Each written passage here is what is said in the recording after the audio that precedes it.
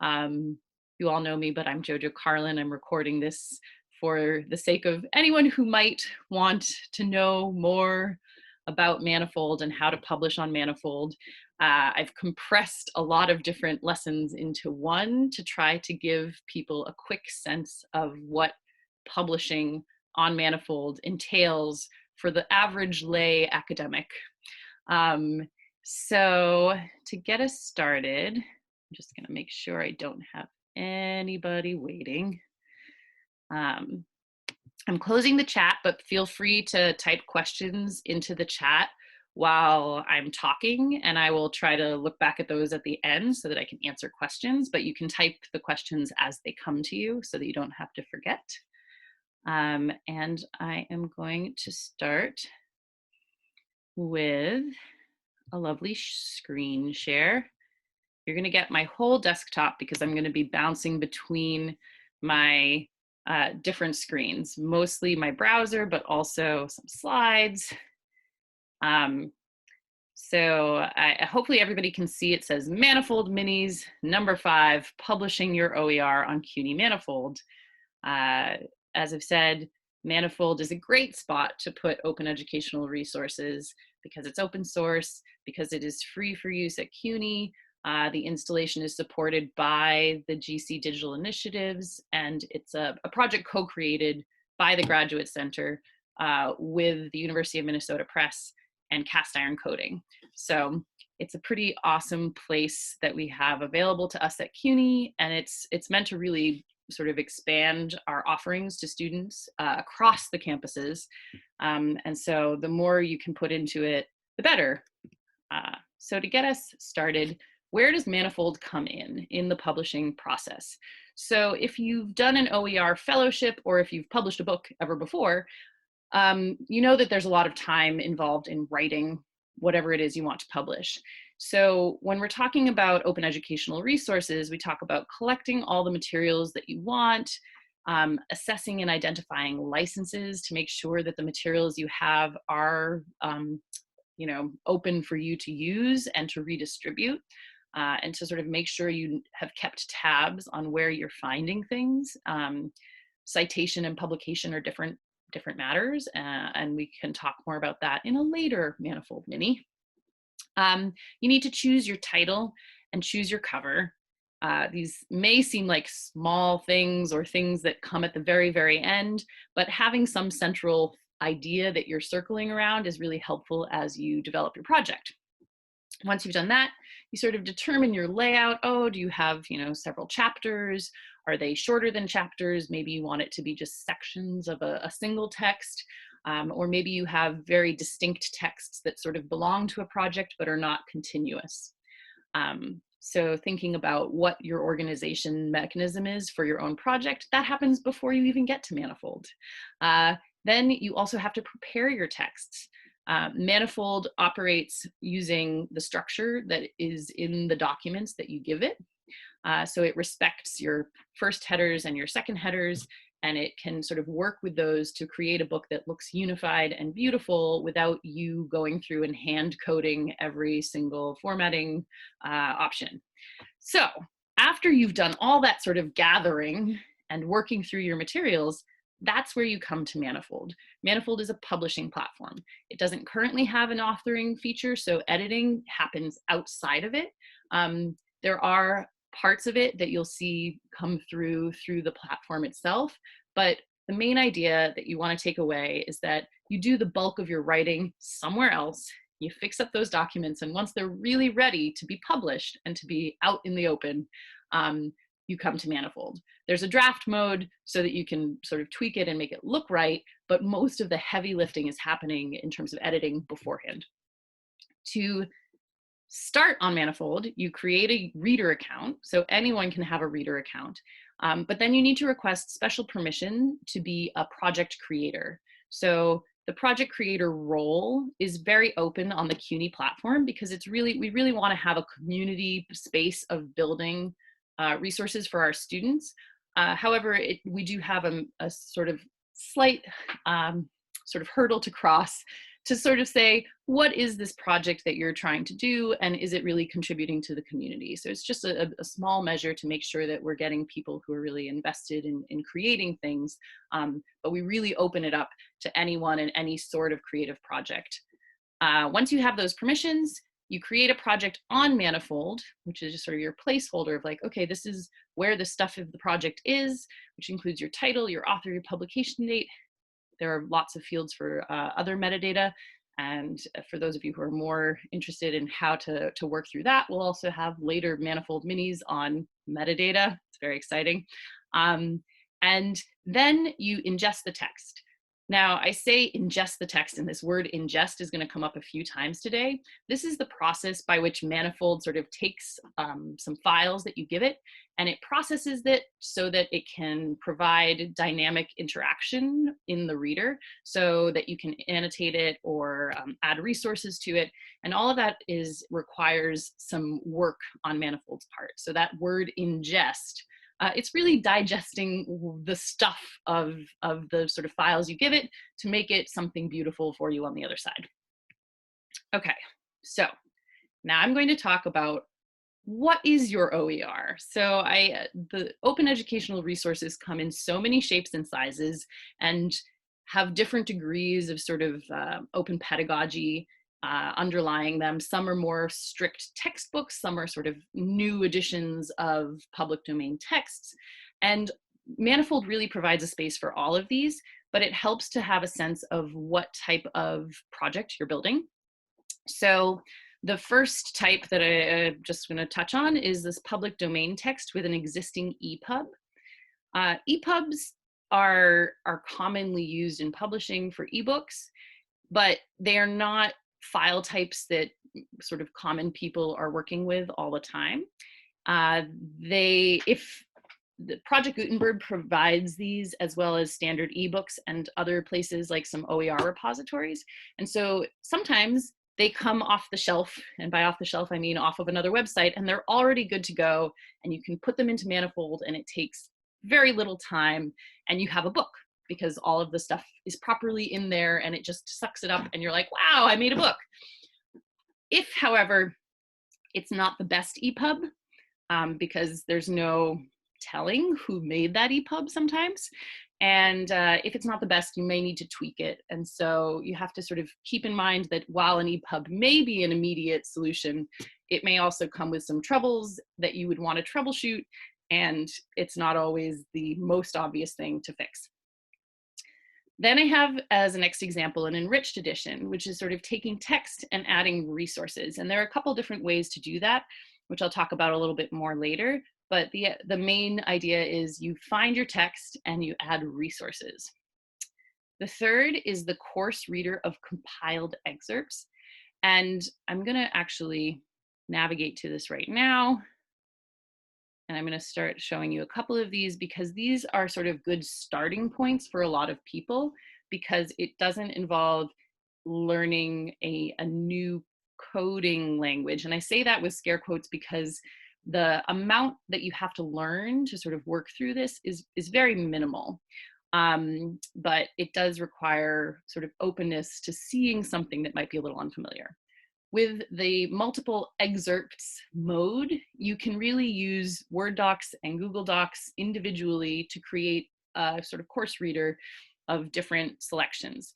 So Mikey Rumore, who's in the English program now at the Grad Center and teaching at Lehman College, created this textbook for his students because he was working in restoration through the revolutions, and all of the texts were public domain. So he would go in and excerpt the texts that he wanted, and he added them one at a time. So as you see here, each text has its own little icon. You can ingest, or rather add images so that each has its own cover if you wanted to have different covers for each of these texts. But each text sort of stands alone, and he has titled them so that it's really obvious what's inside. But these were created from Google Docs. He put the text from Project Gutenberg into a Google Doc and ingested from a straight Google Doc.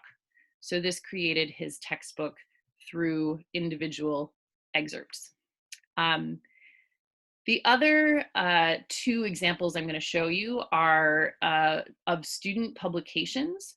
The first, I'm actually going to show you this Gender and Society first, which is many individual texts with categories.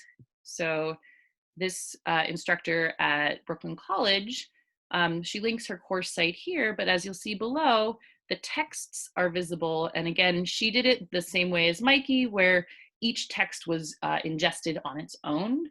And she organized them in categories so that on the project homepage, you can see her students' essays and a little bit of description. So there are options for how much information you show on the homepage. And she has selected to have both the title and the author visible right here so that you can see it from the homepage and just read the ones that you want to read. The other option that we're going to go over today, and I'm going to show you how this works, is a single text with many chapters. So just to keep it in mind that this is what it looks like with individual texts rather than a single text with chapters.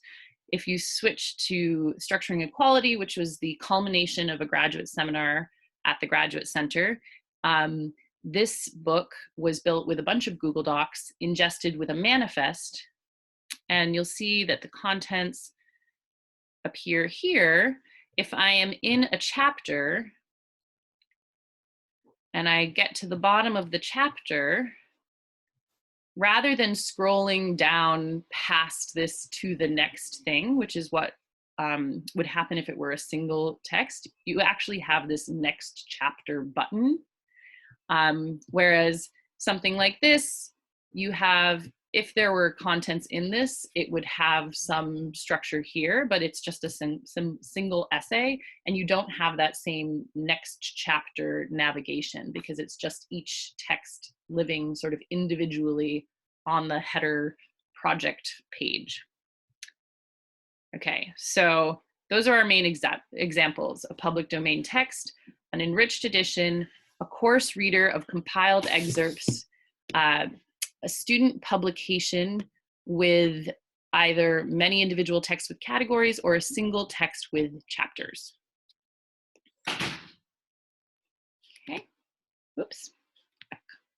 So to just give you a sense of how they made these, the CUNY student editions begin with EPUBs, but they edit those EPUBs in a software called Calibre, which is an ebook management system that includes EPUB editing capacity. So they are editing HTML. Now, if those things sound like, oh, no, thank you, that is totally fine. Manifold does not require that you edit in any particular format.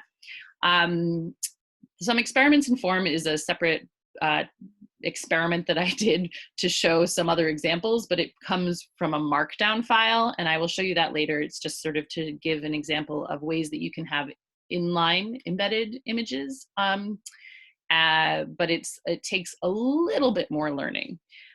The example of English 302, the Mikey text, was a Google Doc ingestion where he did text by text ingestion. So he edited in Google Docs, but then he organized those excerpts and the categories in Manifold.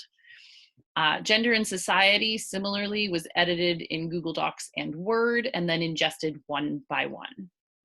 Structuring Equality, the one I just showed you, it was a manifest ingestion, so there are multiple chapters edited in Google Docs, compiled with a manifest. There's one thing I meant to show you that I didn't, which is that you can have your contents visible. If you have a single text, you can have the contents visible on the homepage. So versus the sort of text by text block here. So these segments on the project homepage, we call them project content blocks. So you can sort of organize those and you can decide which one shows up where. So in this case, the different texts are visible right here. And then if there were resources, they could be further down. But yeah, so this would be text by text ingestion versus a single text with its contents visible on the homepage. So it has to do with how the text, the reader reads the text once you're inside the text. Okay. Hope we're doing okay. So what is the workflow? Hopefully everybody can see this. Got my lovely little talking Zoom button up there. What is my workflow? So I described how you have to sort of collect all the materials. The general workflow for a single Google Doc ingestion, and the same holds true for a Word doc and docx ingestion. You prep the document that has all the text that you want to use. And I can show you how to do that, but you sort of add structure where you choose your title and you add your headers so that you can have a table of contents. Then you set up the project in Manifold, which requires that backend permission. And once you have that backend permission, you enter the admin mode and you add a new project. And then once you have that project, you add a new text, which can be this Google Doc that you've prepared, or it could be your Word doc that you've prepared, but it would be a single document that you would upload as a single text. If you wanted to go a step further to have that sort of many chapters of a single book version, you would prepare your Google Docs the same way, making sure you're consistent from chapter to chapter so that each one has that H1 as the top header. And that would sort of give Manifold the chance to sort of render these all the same. So you have each of your Google Docs for each of your different chapters. This could also be Word docs, but I can explain why Google Docs is slightly preferable. But once you've prepared those Google Docs, the next step would be to prepare what's called a manifest. Manifest.yml is the file name. YML stands for yet another markup language, which it is. It is yet another markup language. But this particular markup language, you don't have to learn it to be able to use it because you're just creating one file. And that one file, you can copy and paste, and you just switch out where your chapters are for the chapters that are in the template. And then you add, in the case of Google Docs, these share links. And once you've done that, you check to make sure that the YAML is correct, and I'll show you how to do that. Then you save your manifest. You set up the project in Manifold, adding the title and the author.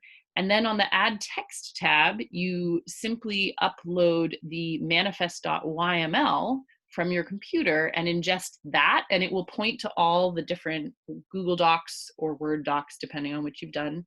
And it will render that as a Manifold text. So that is my thank you slide. I'm going to pause briefly before I do the demo just to see if there are any questions. Does anybody have any questions? You can put them in the chat or unmute yourself and ask. No questions? I have screens. Okay, I'm just going to move on then and show you what this looks like. So again, I'm sharing my desktop so that you can see sort of everything all at once. Okay. So hopefully everyone can see my browser window. I've got it kind of small with a million tabs open, as is usual. So if I wanted to just create a single text on my Manifold project, let's see. All right, so I am currently logged in. As you can see, I could log out. But if I go back to the beginning and I'm on the cuny.manifoldapp.org homepage, you'll see I have this enter admin mode button. So I got permission and now I am a project creator and I'm going to enter admin mode. If I were going to add a brand new project, I would go, oh, add a brand new project, and I would say Manifold mini test. And then I could add a subtitle. I could add a brief description.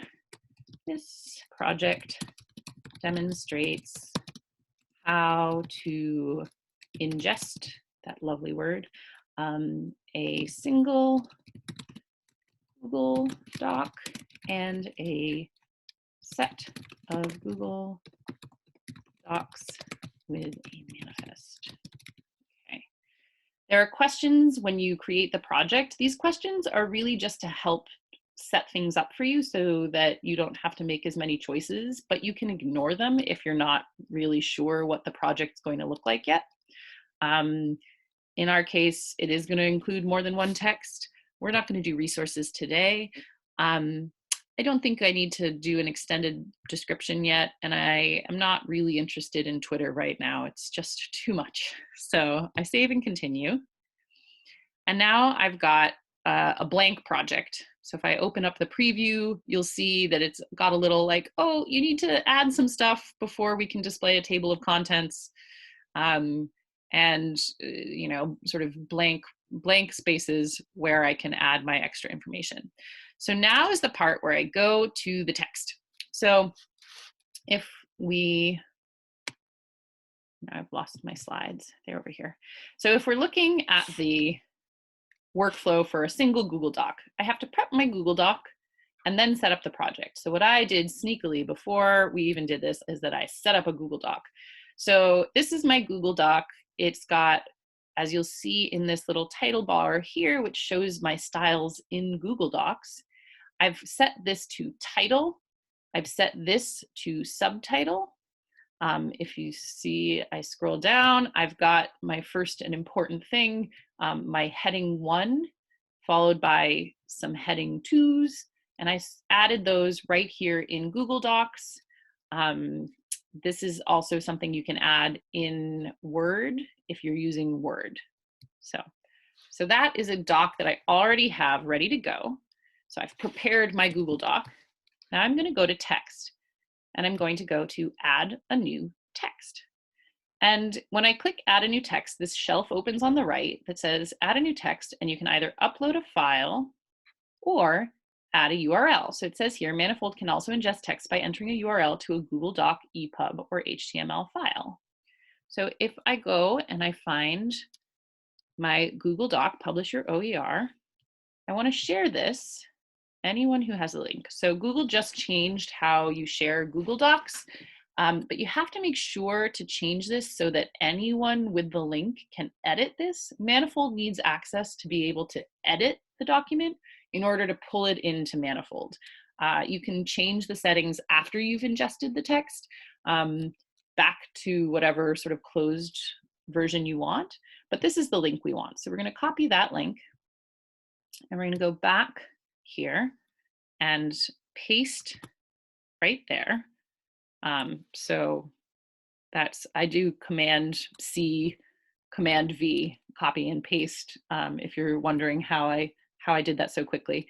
Now that I've pasted the URL that I just copied, I'm going to now continue.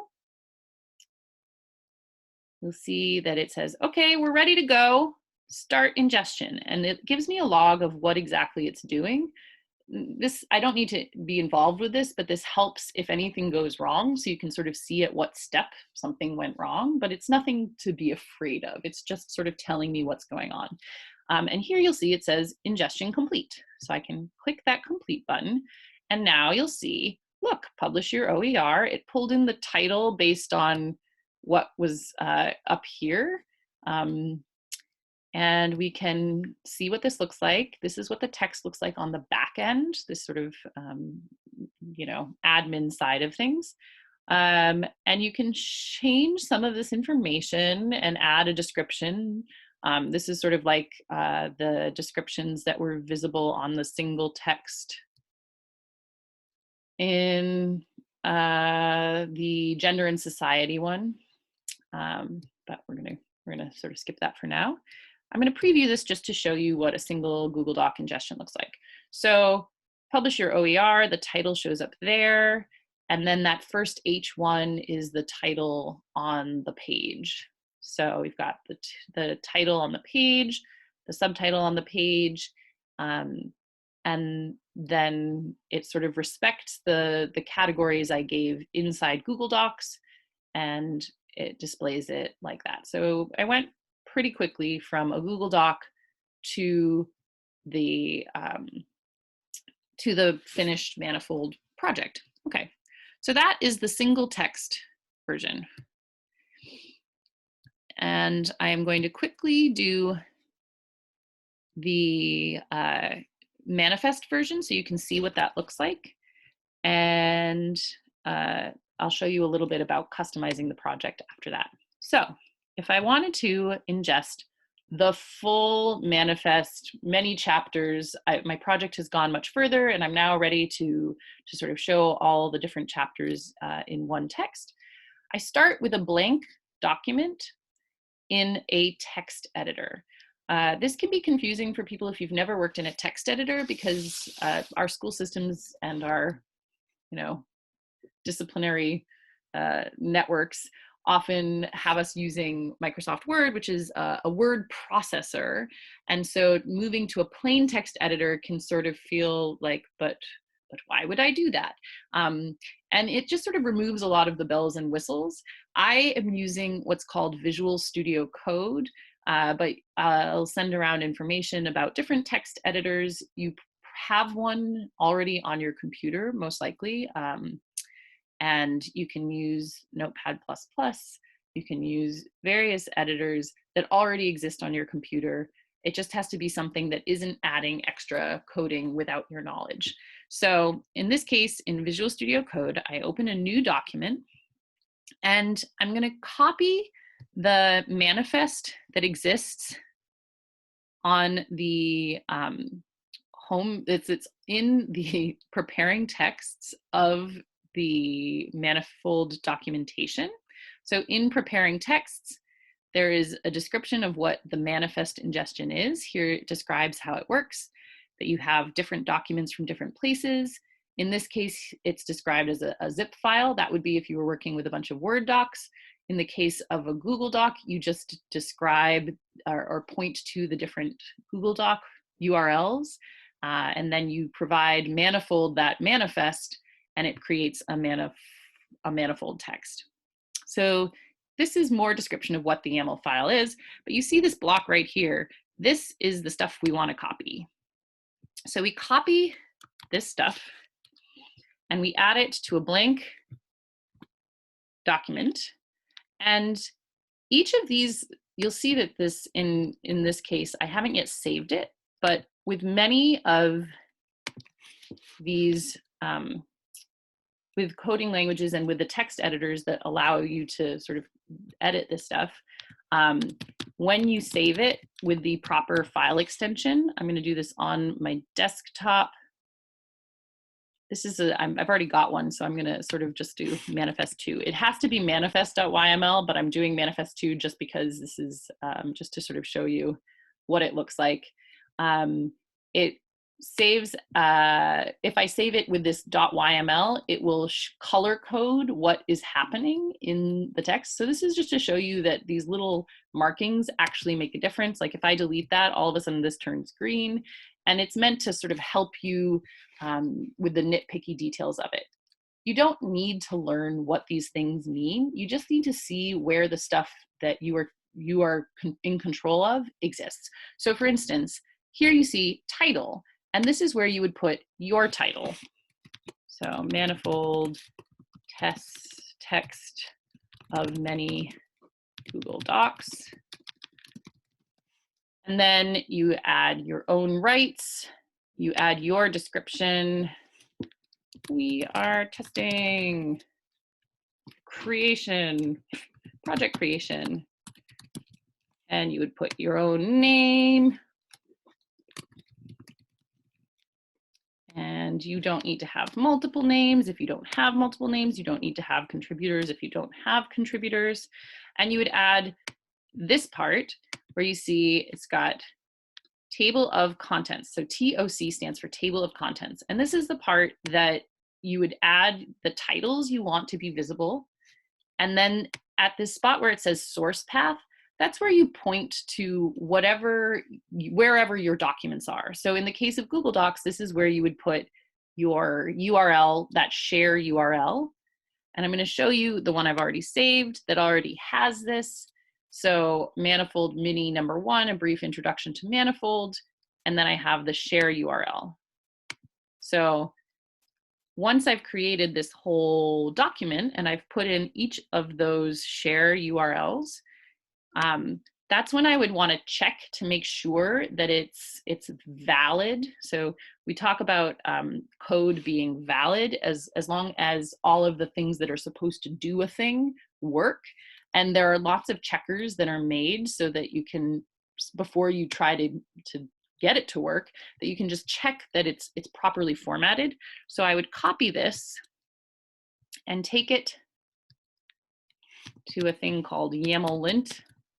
And these are very specific things, but they sort of fulfill a function that you don't need to understand how it works as long as you sort of follow the steps. So here I would paste exactly what I wrote, and then I would check go, and it says, oh, valid YAML, yay, I'm ready to move forward. If I had deleted by accident a quotation mark like this, you'll see that it says, oh, something's wrong. So if you first come to this YAML checker and you're like, oh my gosh, something's wrong, it's probably something pretty small, like a missing quotation mark. So it's important to just sort of be comfortable with like, oh, I made a mistake, but mistakes are really not such a big deal.